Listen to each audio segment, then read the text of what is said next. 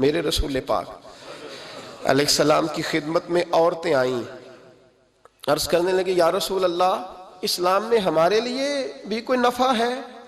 حضور نے فرمایا کیا ہوا؟ کہنے لگی حضور ہمیں تو نقصان ہی نقصان نظر آ رہا ہے اپنے حق میں۔ حضور بتلائیں اگر آپ کے دین میں کوئی خیر ہے تو ہم کلمہ پڑھیں فٹافٹ، باقی تو دنیا میں ہمیں اپنا نقصان ہی دکھائی دیتا ہے۔ یہ بھی امام طبرانی نے لکھا ہے، محبوب علیہ السلام نے فرمایا تم پہلے اپنی بات کرو، پوچھنا کیا چاہتی ہو؟ کہنے لگے یا رسول اللہ ایک تو ہم نے سنا ہے اسلام میں بھی ایک معاملہ یہ ہے کہ جن دنوں عورت ناپاک ہوتی ہے وہ نماز نہیں پڑھ سکتی، وہ روزہ نہیں رکھ سکتی۔ حضور یہ دینی نقصان ہوا، اور دو عورتوں کی گواہی ایک مرد کے برابر ہے۔ دنیا میں بھی ہمارا وہ کردار نہ ہوا جو کہ مردوں کا ہے تو حضور ہماری دنیا میں بھی نقصان ہے، دین میں بھی نقصان ہے۔ یا رسول اللہ یا رسول اللہ یا رسول اللہ صلی اللہ علیہ وسلم آقا۔ پھر تو یہ ہوا کہ ہفتے مہینے کے بہت سارے دن عورت ویسے ناپاک رہی، دین سے دور رہی، اور اگر وہ قومی معاملات میں کوئی کردار ادا کرنا چاہے پھر بھی اس کی گواہی دو عورتوں کی ایک مرد کے برابر، تو حضور دنیا کا بھی نقصان دین کا بھی۔ میرے کریم نے فرمایا بیٹھ جاؤ بیٹھ جاؤ۔ عورتیں بیٹھ گئیں تو محبوب فرمانے لگے تمہیں پتہ ہے جب کسی کے گھر میں بیٹی پیدا ہوتی ہے حضور کیا ہوتا ہے؟ فرمایا میرا مالک دو فرشتے بھیجتا ہے، فرمایا وہ آ کے گھر والوں کو سلام کہتے ہیں، جنوں اور انسانوں کے علاوہ ساری دنیا ان کے سلام کو سنتی ہے۔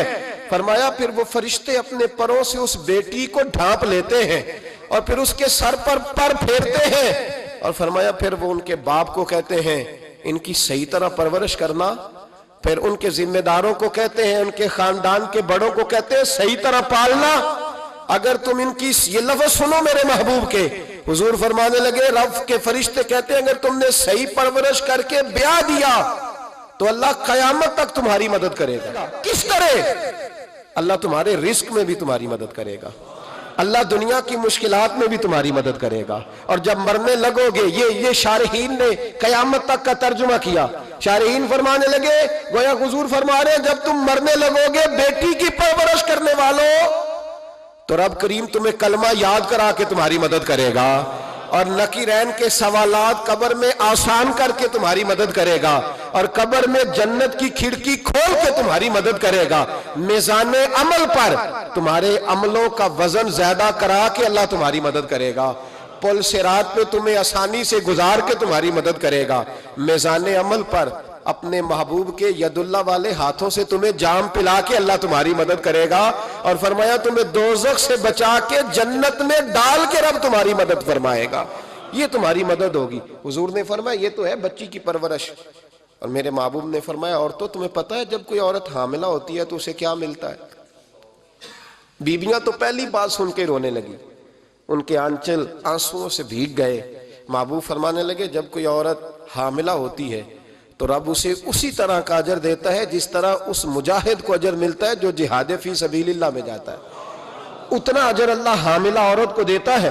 اور محبوب کریم علیہ السلام فرمانے لگے جب وہ بچے کی پیدائش ہوتی ہے، جب بچہ جنتی ہے تو رب اسے اتنا اجر عطا کرتا ہے جتنا رب کریم ایک شہید کو اجر عطا فرماتا ہے، ایک شہید کے برابر مالک اسے اجر دے۔ اور شہید کا اجر تو آپ کو پتہ ہی ہے کتنا ہے، اس کا پہلا قطرہ زمین پہ گرتا ہے تو گناہ اللہ سارے معاف فرما دیتا ہے۔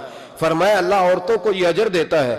میرے محبوب فرمانے لگے شرط صرف اتنی ہے کہ اپنے خاوند کی فرما بردار رہنا، اور فرمایا اس کے بعد جب وہ بچہ پالتی ہے رات کو اٹھ کے اسے دودھ دیتی ہے، اور اگر بول و براز کرے تو رات کو اٹھ کر اس کی صفائی کرتی ہے۔ فرمایا جو بی بی اپنے بچوں کی خاطر رات بیدار رہے گی رب کریم اسے اتنا ہی اجر دے گا جتنا رات کو اٹھ کے نفل پڑھنے والے کو اجر عطا فرماتا ہے۔